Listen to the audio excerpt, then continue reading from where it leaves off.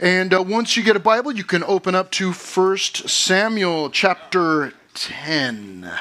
And we will continue our look at 1 Samuel. And we are in a section that is got us focused on the life of David. Let me show you something here. This is a chapter, or a book breakdown, I should say. These are chapters, not verses, 1 to 7. Samuel. Chapters 8 through 15, Saul, and that's where we're at, and chapter 10 in that section, primarily focused on Saul and his development as the first king of Israel. And then we will see David at a later time. But, this is becoming, because we're looking at the first king of Israel, it is becoming a study on leadership, really. And we saw some leadership qualities in Saul last week in chapter 9. You may remember, and I'll remind you right now, and if you weren't here, just to give you a really quick idea of where I'm going with this. In chapter 9, we saw Saul was told by his father, go find the donkeys. We lost our donkeys, and you need to go find them. And he went without questioning, and him and a servant went out to go look for those donkeys, and they were actually out for a few days. But in the process of that, we saw some things from Saul that we liked, that are good Bible leadership or biblical leadership qualities. Not necessarily leadership qualities, and I'll explain here in just a moment, but biblical leadership qualities. He was a servant.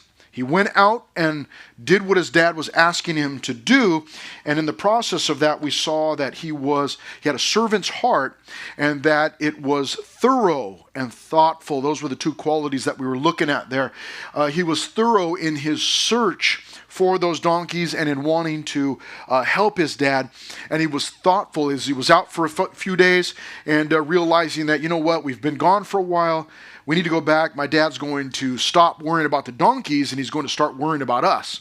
So being thoughtful, those are great qualities in a leader. Now, I did say a moment ago, there is a distinction between leadership and biblical leadership. We're looking at biblical leadership, right? But leadership in the world does not really hold dear servant leadership or servanthood or a servant's heart. That's for the lower people. In the world, when you're a leader, it's expected of you that you do the leading, you point and you command and tell people where to go, but you don't really jump in there and do the work. Well, not so with biblical or godly leadership. Biblical leadership is servant leadership. It's a leader who serves and leads as he or she serves and leads people in that direction. Choosing a leader can be very, very difficult. No doubt at this point in your life, you've had some experience with leadership being chosen at some place in your life. It might have been on a sports team, maybe somebody that was chosen as the captain, or maybe even someone that was chosen as a coach. And then you think, man, how in the world did you become a coach? It may be in school through a club or something like that, or maybe some kind of maybe it's a chess club or something in the community. But no doubt you've been in some circumstance where a leader's been chosen and you've had the opportunity. Maybe it wasn't really a big deal to you, but as you think back, you consider their leadership. And you begin to analyze and go, yeah, you know what, they weren't such a good leader. Or maybe you came across someone who was a great leader. But choosing a leader can be very difficult, especially if you as a Christian find yourself in a group where not everyone is a Christian.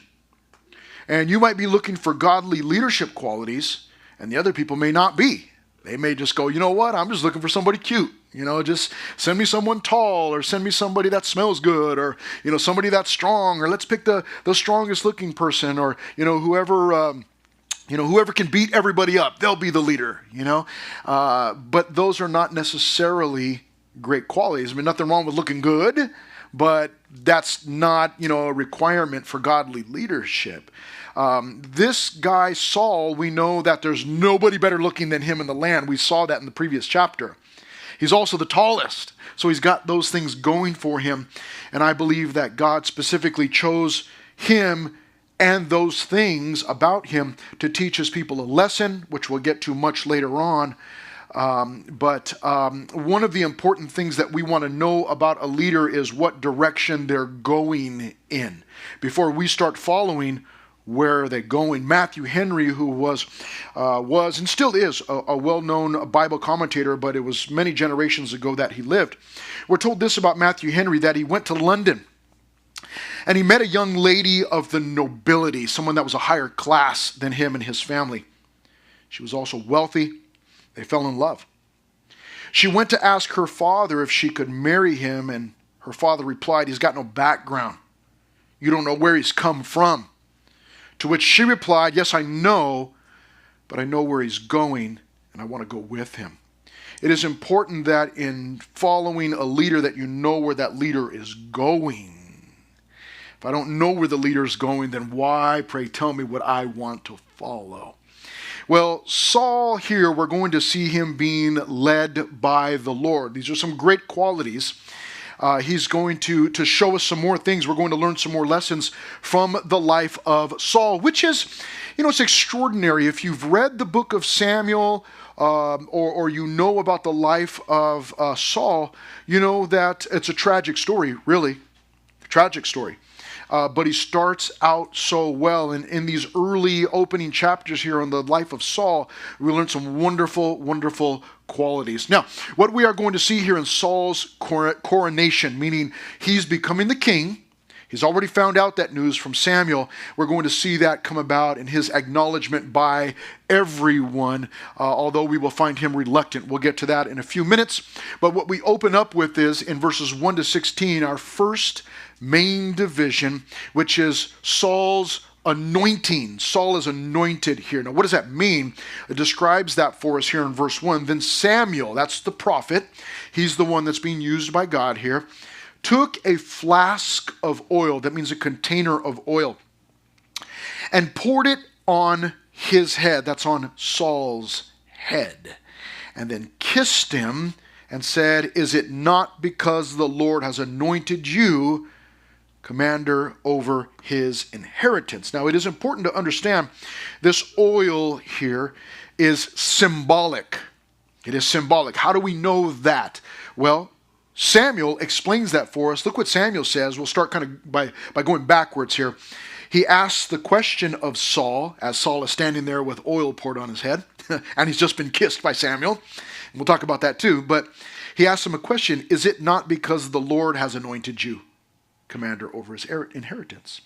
What Samuel is doing on the outside of Saul by pouring oil on his head is symbolic. It's already happened. That's what Samuel's pointing out here by asking this question. Isn't this what God's already done? God's already anointed you. So on the inside, God had done that work. Samuel is making that known on the outside. It's not so much unlike our baptisms today. When we go to be baptized at a pool or at a lake or in the river or the beach or wherever we might be, that is symbolic of something that's taken place inside of me already, a spiritual work that's happened. Well, here, this is something that's already happened. God has already chosen him. And so Samuel is simply making that known on the outside. Now, what does this mean that he pours oil on his head? And we're not told here what exactly that means. But it does become symbolic in the Bible as you move on through the pages of Scripture. It becomes symbolic of the Holy Spirit coming upon somebody, basically preparing them or readying them for some special position that God is calling that individual to. And so this would be here symbolic of God covering Saul, saying, "Hey, you're the chosen one, and I'm going to cover you." And essentially saying to Saul, "There isn't anything that you need. You're covered. I've got you." And then he gives him a kiss also. I presume that meant a kiss on the cheek. I don't think that it was anything more than that. But Samuel is simply acknowledging that he is the chosen one, the one that God chose. Now, understand, there's no vote going on here, but he has been elected by God for this position of leading or being the first king in Israel. Now, what Samuel does next, beginning in verse 2, is our first subpoint.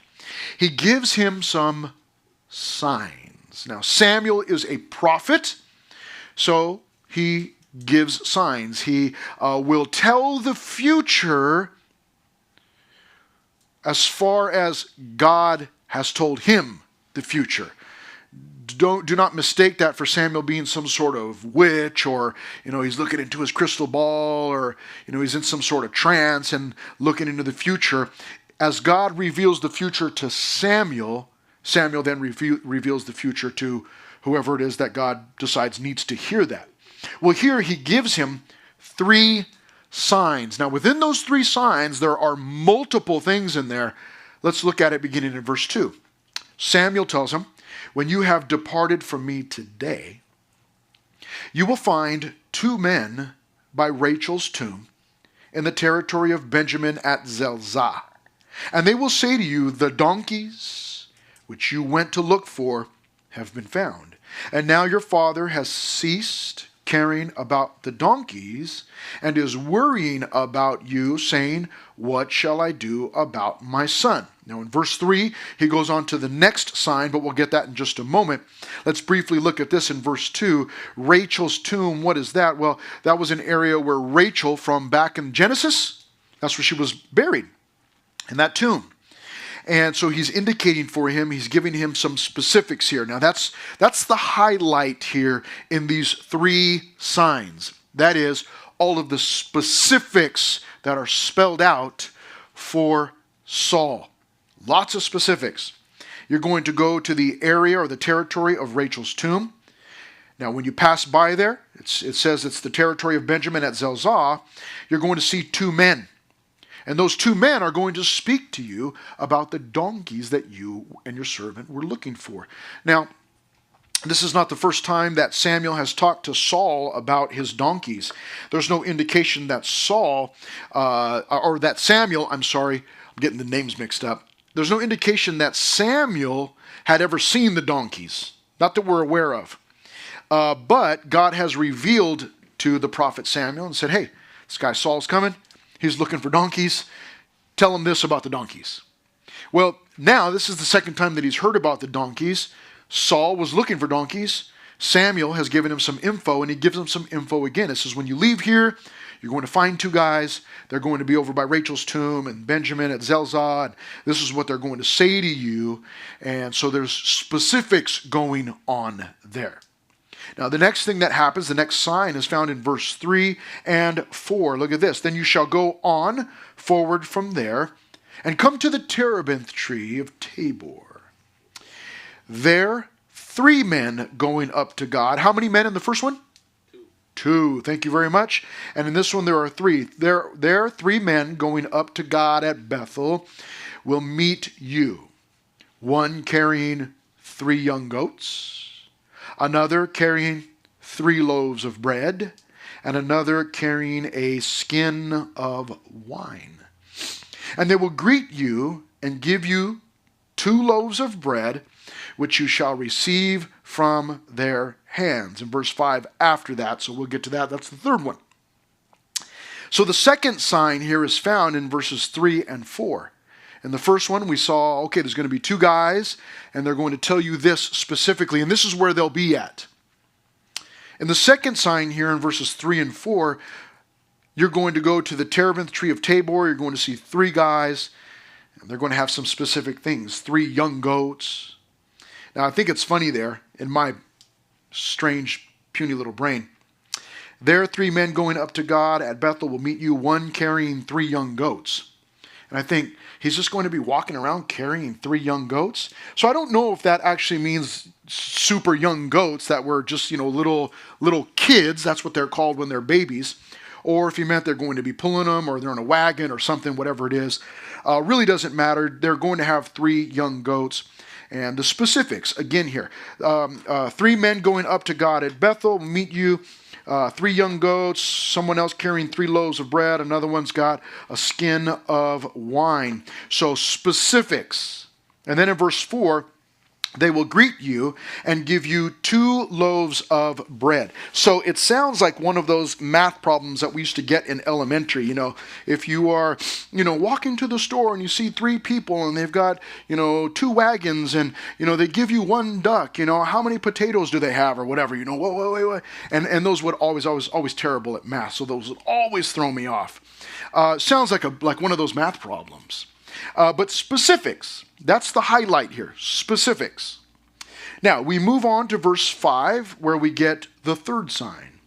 And they will, verse 5, after that, you shall come to the hill of God, where the Philistine garrison is. So again, specific location. I love this. And it will happen when you have come there to the city, that you will meet a group of prophets coming down from the high place with a stringed instrument, a tambourine, a flute, and a harp before them, and they will be prophesying. Then the Spirit of the Lord will come upon you, and you will prophesy with them and be turned into another man. What? What is going on? So the third sign involves, again, this specific location, the Philistine garrison.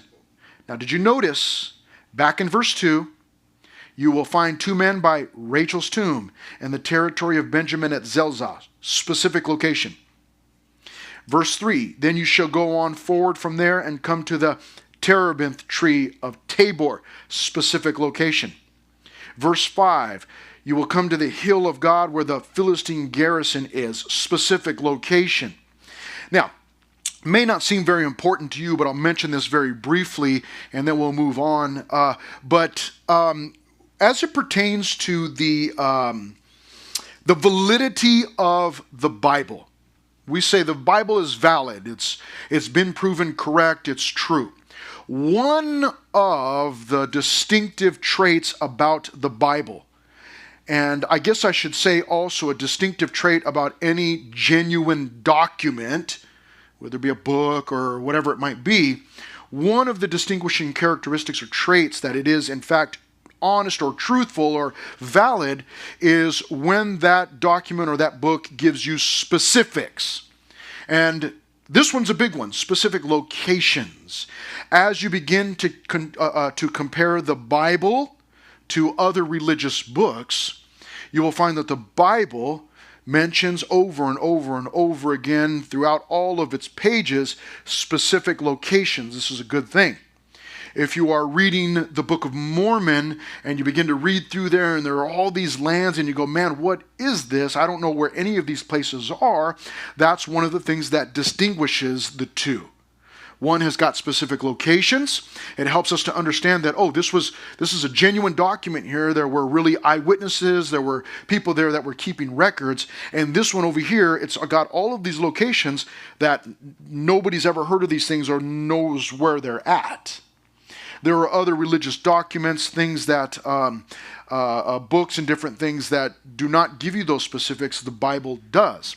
Now, for Saul here, in these early stages of him being chosen to be the leader of Israel, these specifics are important. I would argue that specifics are important for you also when you are being given some instructions. It helps, doesn't it? If dad and mom are leaving for the weekend and they say, hey, while we're gone, I want the bedroom walls painted. And you go, well, what color? And your dad says, I'm not telling you. And splits. And then what'd you say, safety green? Safety green, yeah. Forestry green or something. What happens? You paint it whatever color you want. Your dad gets back. He may not be happy with the color, right? So specifics are extremely important in certain instances. Now, if your dad says to you, you know what? I don't care. Paint it whatever color you want. Okay, great. Then you don't need those specifics.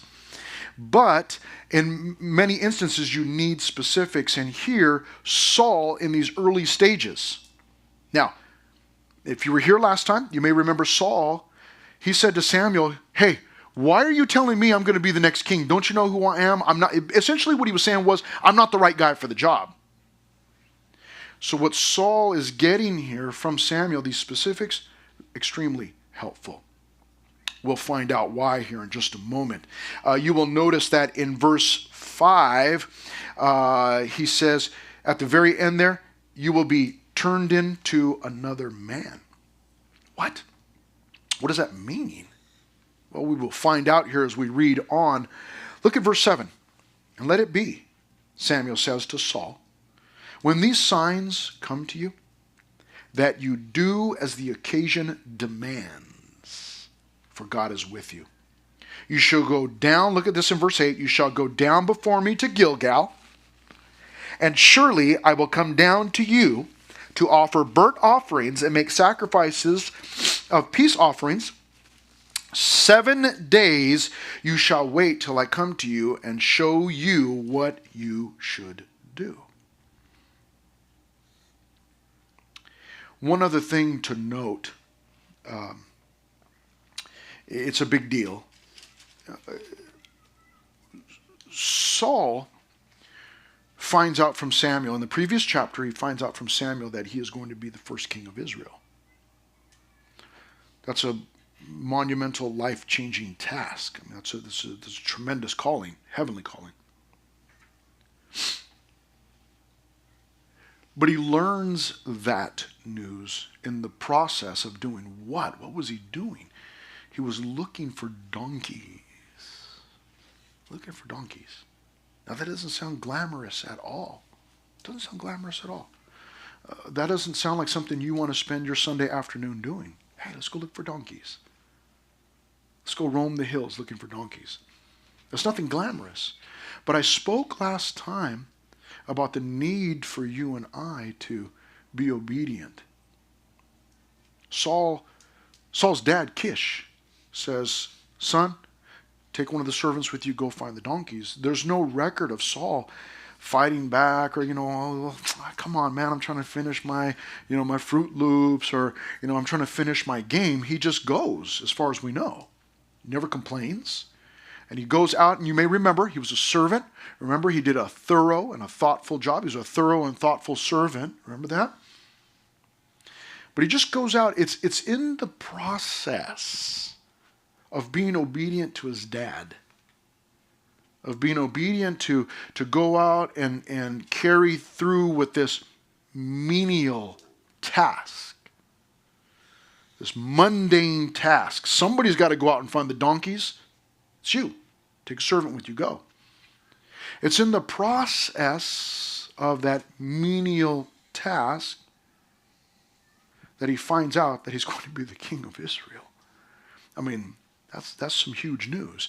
Point being that oftentimes we want to know all of God's plan, all at once. God, can't you just tell me, what you're going to call me to do for the next 80 years of my life or whatever? But understand that God so often reveals things to us in the process of us serving in some, what we would consider to be a lower capacity. Going out and finding donkeys, nobody wants to do that. But it was in the process of looking for donkeys that God revealed to Saul, you're going to be the next king of Israel. You've got a servant's heart, you're going to be the next king of Israel. Now what happens is that Samuel gives him a little bit more info. He gives him 3 signs.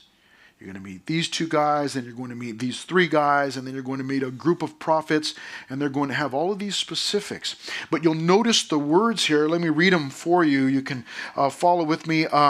In verse 2, when you have departed from me today. What does that imply? That Saul is going to leave. You're going to listen to what I have to say, then you're going to go. Look at verse 3. Then you shall go on. So after that happens, then you'll do this. Look at verse 5. After that, you shall come to the hill of God. All of these words or phrases indicate for us one step at a time. That's how you and I walk, by faith, one step at a time. And Samuel is giving Saul, now he gives him 3 signs. And he says, this will happen first, then this, then this. But understand that all three of these signs, though they're jam-packed with info, they're all going to happen in one day.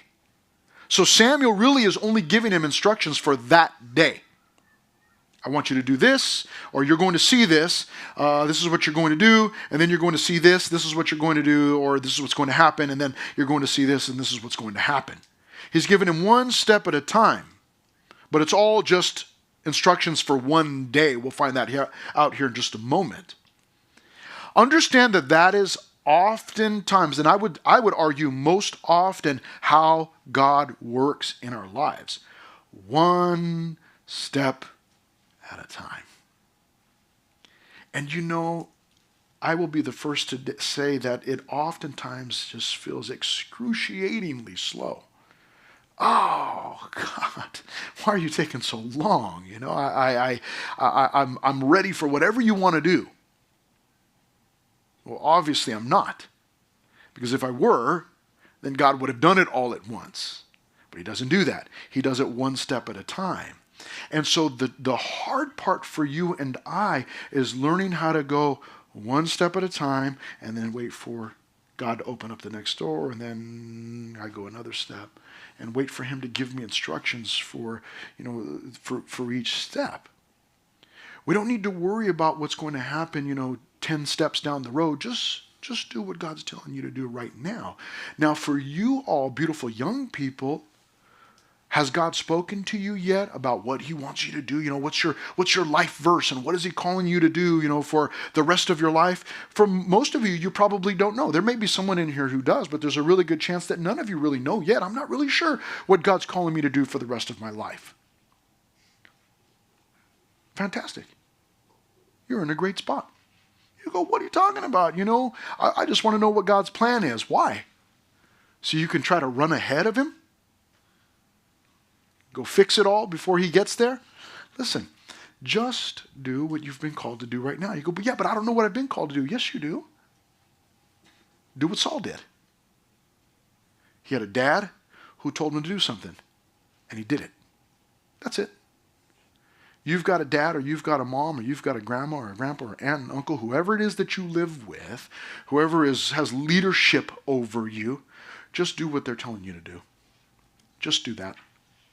Don't complicate it. Don't try to run ahead and save the entire world or make it all happen or work it all out in your own strength. No, just whatever they're telling you to do, just do that. You see, like Saul and so many others in the daily, what we would consider to be mundane, menial tasks, God is developing you and teaching you step by step by step by step. So, what do those people tell you to do? Your mom or your dad or whoever it is that's, got custody over you, your leadership, your family. What are they telling you to do? Pick up after the dog? Just do that. Don't complain. Don't worry about what you should do after that. Just do that. What are they telling you to do? They're telling you to clean the bathroom, scrub the toilet. Just do that. Do it without complaining. Telling you to wash the dishes. Don't put up a fight. Well, why doesn't she or he ever have to do it? Don't worry about that. You just do what you're being told to do. You got a teacher at school telling you, hey, page 56, do the problems that you see there. Well, why? Why do we have to do that? Oh, it seems boring. Don't worry about that. Just do what you're being told to do. You got a coach or a captain that's telling you, hey, go run a lap. Why? Why do I do that? I don't feel like running. Don't worry about that. Just go and do what they're telling you to do.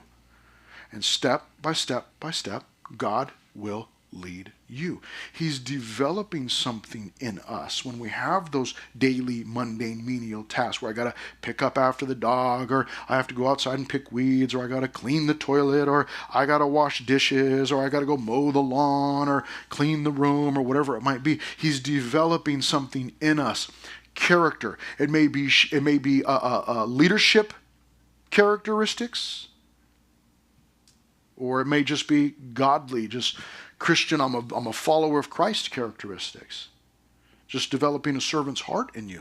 That's all you got to do. Let him be concerned with what's the next step, and what's the next step, and what's the next step. He gets instructions, and it is assumed that Samuel's telling him that when this happens, then you'll do this, and when this happens, then you'll do that, then when this happens, you'll do that. And the end result, I want you to see this in verse 6. Then the Spirit of the Lord will come upon you, and you will prophesy with them and be turned into another man. Do you want to be changed? Do you want to be changed?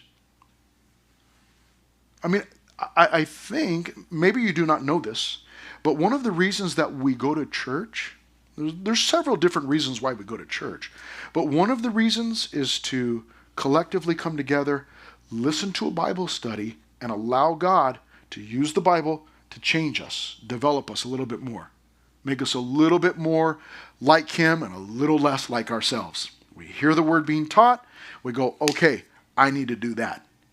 We're obedient to it as we leave, and then God uses that to change us and develop us just a little bit more, a little bit more, a little bit more, a little bit more. That's what happens here. The end result is that as He does these things, He's going to be turned into another man. And He goes on to say in verse 7, and let it be, when these signs come to you, that you do as the occasion demands. Just do what I'm telling you to do.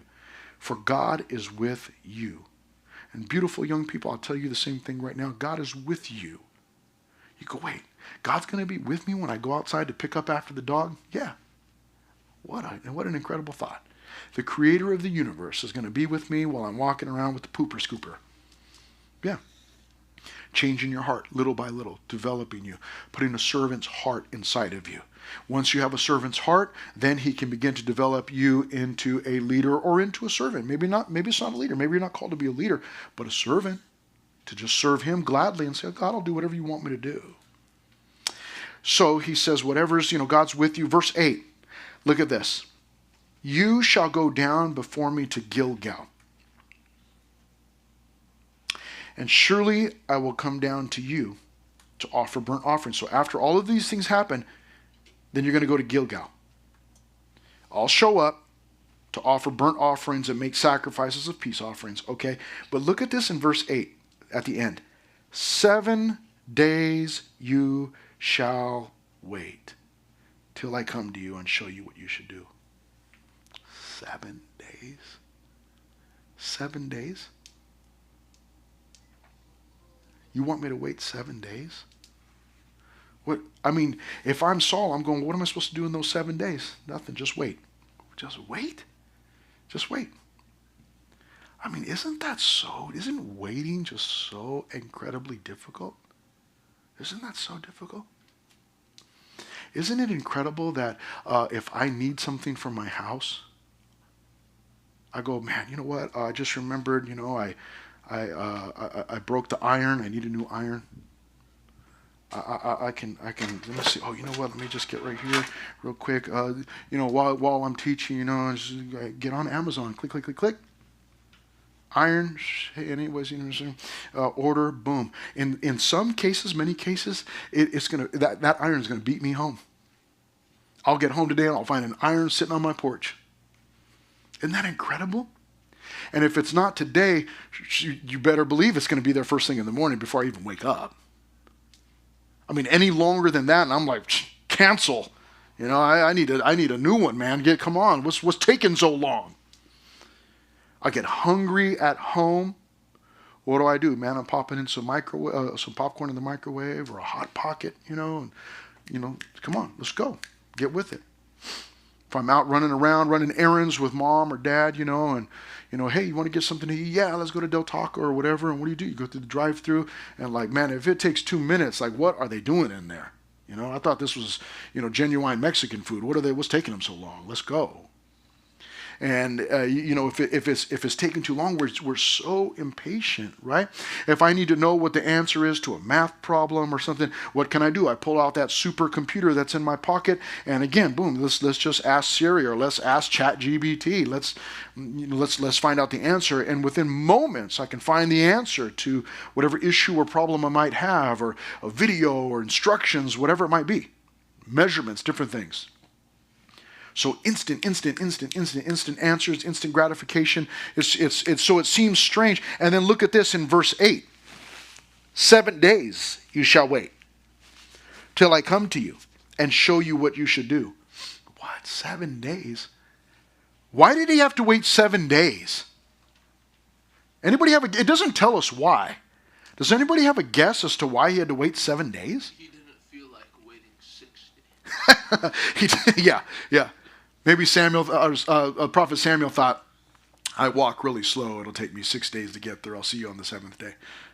Why did he have to wait 7 days? Anybody want to take a wild guess? Anybody feeling crazy? What's that? He had a hernia. I don't know whether he had a hernia or not, but it doesn't say anything about that. Anybody? Doesn't tell us why. I suspect that it was to strengthen Saul's faith. How does God strengthen our faith? By stretching it. I'll be there. You just got to wait 7 days. Now he's got all of this information in his mind, like I'm supposed to be the first king of Israel, and here's all these signs, and we're going to look at the fulfillment of these signs in just a moment. But all of that in his brain, and he's got to sit there for 7 days. Excruciating. But after 7 days, he says, 7 days you shall wait till I come to you and show you what you should do. So again, you're going to do these things for today. Then you're going to go to this place and you're going to wait 7 days. Minimal instructions, one step at a time. Now, verse 9. So it was, when he had turned, check this out, verse 9. So it was, when he had turned his back to go from Samuel. Now stop there for a moment. Let me point something out. What is this called? Verse 9, this is called obedience. Samuel goes, I'm giving you instructions. Here's what you're going to do. Verse 9, so it was when he had turned his back to go from Samuel. That's obedience. He got instructions from Saul. He turns around and goes, okay, let me go find out what's going on here. Let's go. Once he did that, verse 9, that God gave him another heart.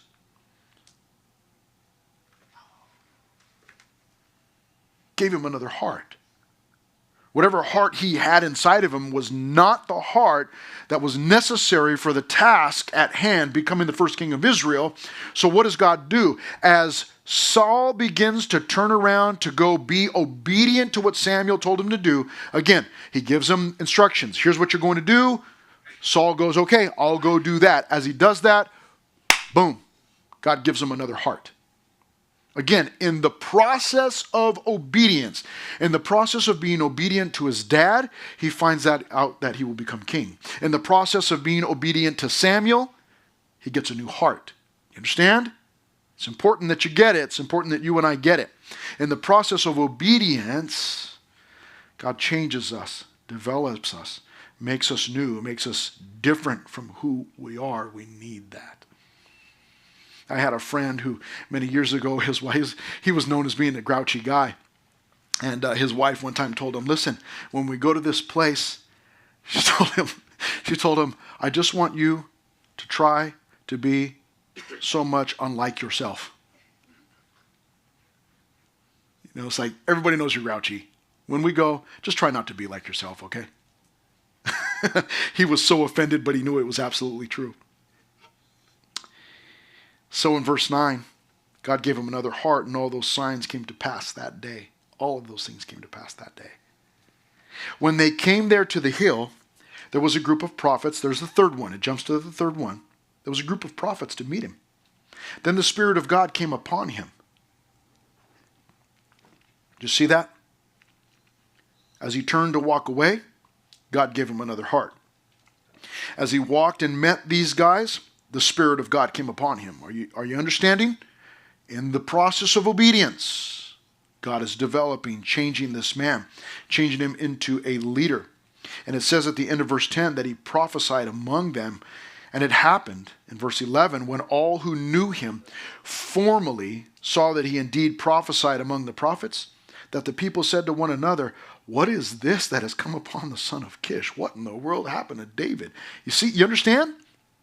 People that knew him before, and he seemed like a pleasant young man, I guess. I mean, we don't know much about him, but he was obedient to his dad.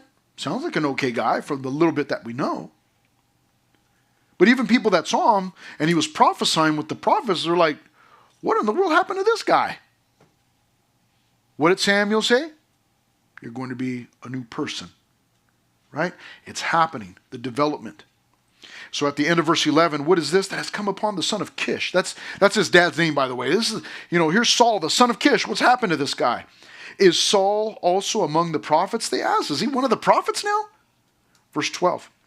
Then a man from there answered and said, but who is their father?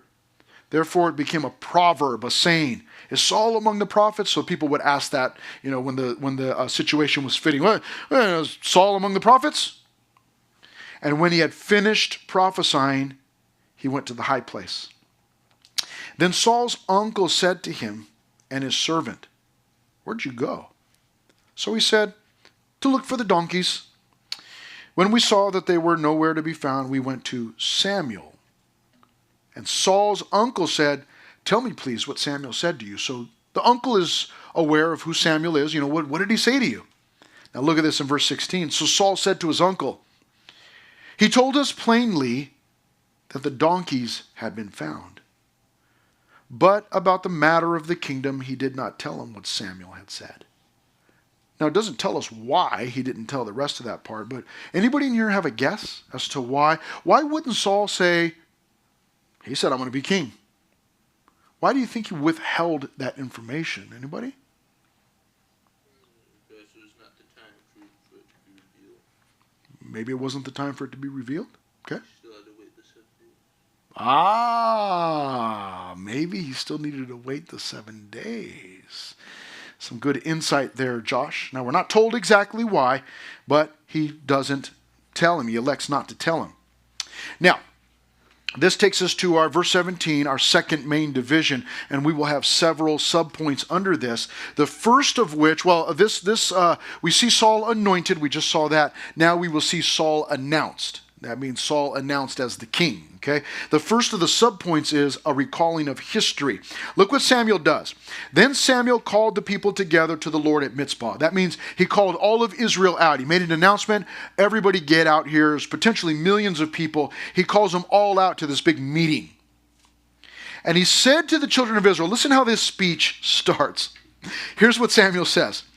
Thus says the Lord God of Israel. Here's what God says. I brought up Israel out of Egypt. So he goes all the way back to their history when they were slaves in Egypt.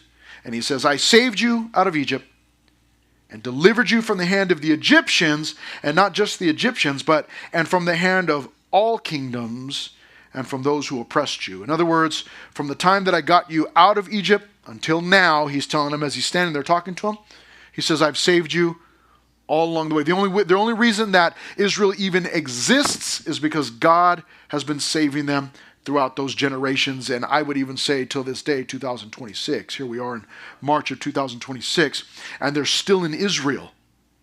Isn't that incredible? After the Romans attacked and changed Israel to Palestine, in order to offend all of the Israelites and kicked them out of the land. They were out of the land. They were gone. And then all of a sudden, miraculously, in one day, the nation of Israel became a nation again and moved back into the land. It's an incredible story. You need to read up on it if you do not know. But after all of those years, all of those generations, all of a sudden they're a nation again. Well, they never ceased to be a nation. They didn't have that land specifically. They weren't living there. But God had promised it to them. It was theirs. And it was just a matter of time before God brought them back into that land. But that's a different story, a different study for a different day. Here he's telling them, listen, I'm the one that's been saving you all of these years, he's telling them. Verse 19, but you have today rejected your God. Now, what a way to start out a speech, I've been saving you all these years, but today you rejected me. It's a rebuke, it's a correction. He's trying to get the people to understand the choice that they're making. And so he goes on in verse 19, but you have today rejected your God, who himself saved you from all your adversities, all your troubles, and your tribulations. And you have said to him, no. Give us a king. Set a king over. We don't want you. Give us a king. So even though he saved you, you're telling him, we don't want you. We want a king. Now therefore, Samuel tells them in verse 19, present yourselves before the Lord by your tribes and by your clans. So everybody organize yourself into tribes and into clans. Now once they do that, he's got them all organized into groups. Look what happens next in verse 20. And when Samuel had caused all the tribes of Israel to come near, so each tribe come close, the tribe of Benjamin was chosen. So he's got all the tribes out there, and then Samuel goes, okay, give me the tribe of Benjamin. So everybody else moves out of the way. The tribe of Benjamin comes forward. Verse 21, when he had caused the tribe of Benjamin to come near, he brings them forward by their families. So within the children of Israel, you have all these tribes. Then he calls one of the tribes forward, and then within that tribe, there are many different families. And what does he do? He calls forward the family of Matri in verse 21. So when he had caused the tribe of Benjamin to come near by their families, the family of Matri was chosen. And Saul, the son of Kish, was chosen. Look at this at the end of verse 21. But when they sought him, he could not be found. What? It's his coronation, man. Where's he at? Everybody's supposed to be there. Where is Saul?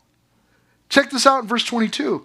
Therefore they inquired of the Lord further. They said, God, where's the guy at? Further, has the man come here yet? Is he here?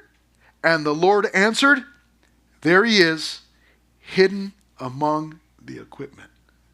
Now, why was Saul hiding? Why was he hiding, period? Anybody want to take a wild guess as to why Saul was hiding among the equipment? I mean, it's his coronation day. He's supposed to be crowned king. Why would he be hiding? Anybody? Josh, what do you think? You're the only one answering, man. You don't know. Has this allergy. Maybe it was allergies. Yeah, I can understand that.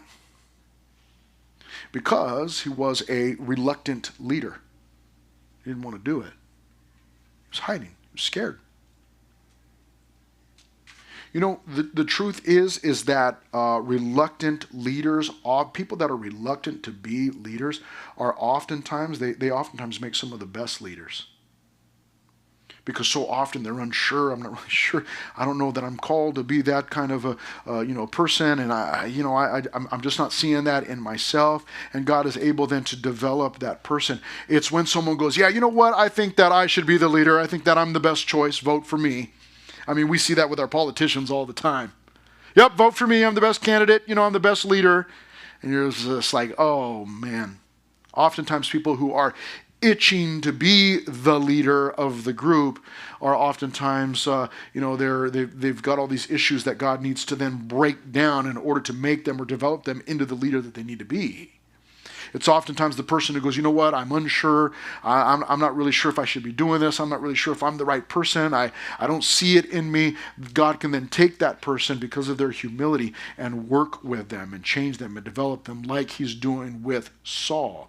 It reminds me of Moses. You may remember the story of Moses, but God came and said, Moses, you're going to go back to Egypt and you're going to lead my people out of Israel. And Moses literally said, but I can't talk. Use somebody else. God said, no, I'm using you. And I'll send Aaron with you, and he'll talk for you, but you're going. And he went. And you see through the process that Moses, even though he had Aaron there, that Moses rises into that position of leadership. And Aaron begins to fade.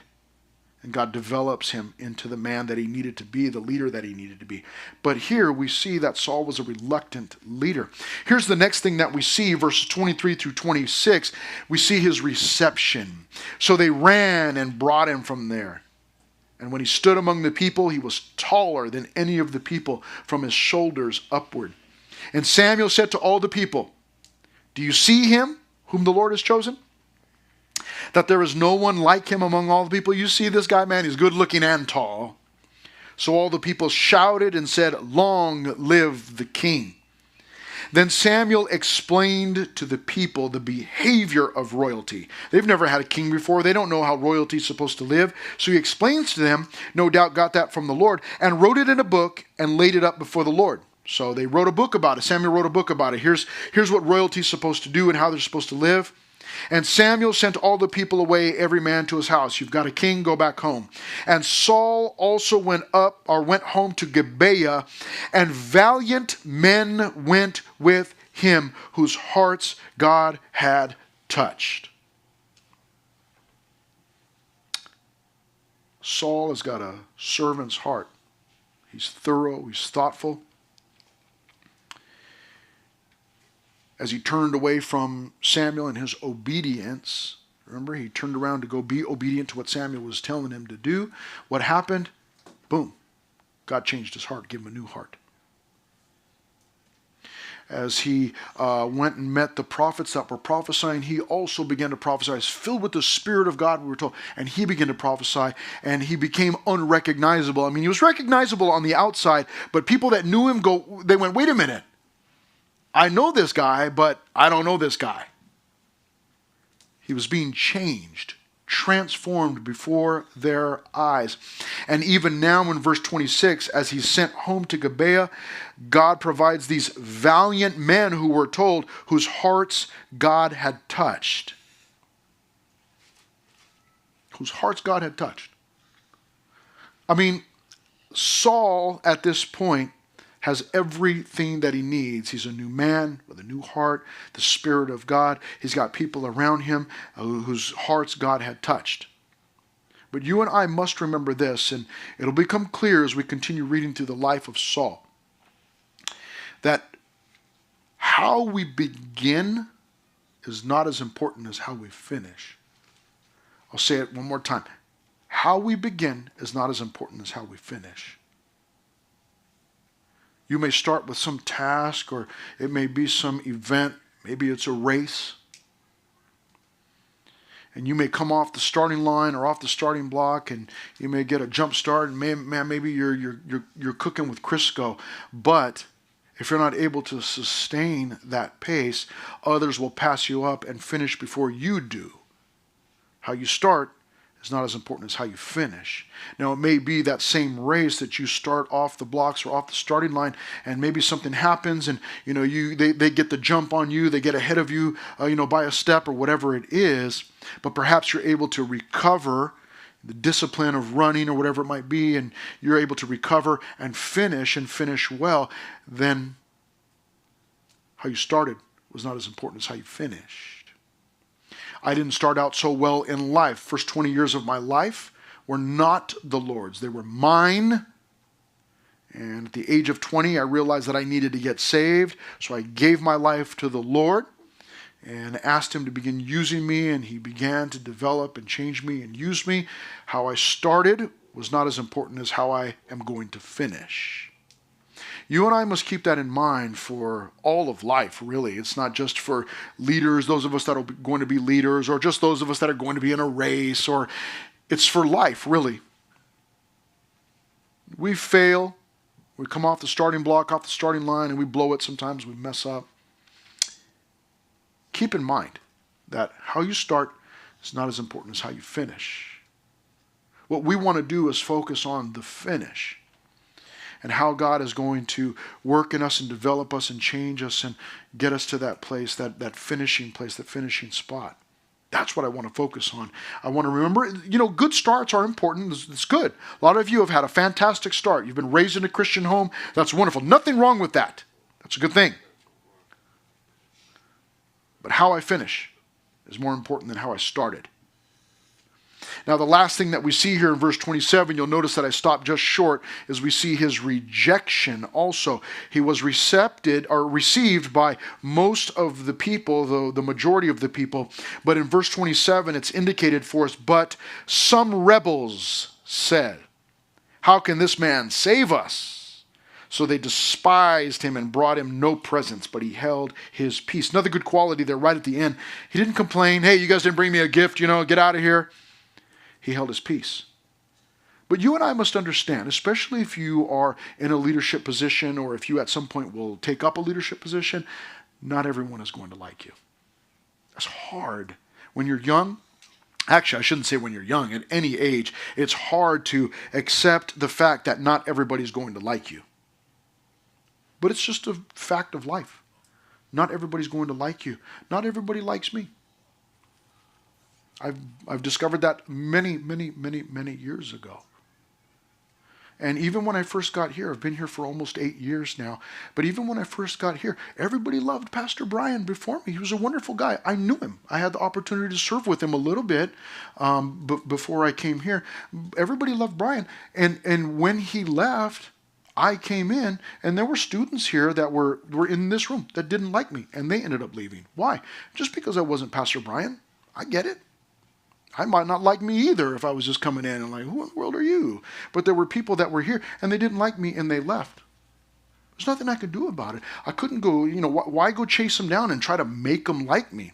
It wasn't going to happen. That's okay. And there are people, even when I go teach, I was just teaching the sanctuary last Wednesday night. Even when I go in there are people who don't like me in there, don't like to see me in their teaching. What can I do about it? What am I supposed to do about that? Many, many years ago, I was going to teach, and I looked over, I looked at the crowd, and there were lots of people in there with white hair, gray hair, lots of older people. And I said, oh man, Lord. I said, you know what, Lord, I don't know if I'm the right person for this job. You got people in this room who are older than me. They've been saved longer than me. They know the Bible better than I do. And God spoke to my heart in that place and told me, yeah, it's true. But I didn't call them to teach. I called you to teach. Get up there and teach. Not everybody's going to be receptive. Not everybody's going to like you. That's nothing you can do about that. You can't run around trying to please everybody. You'll lose who you are in Christ.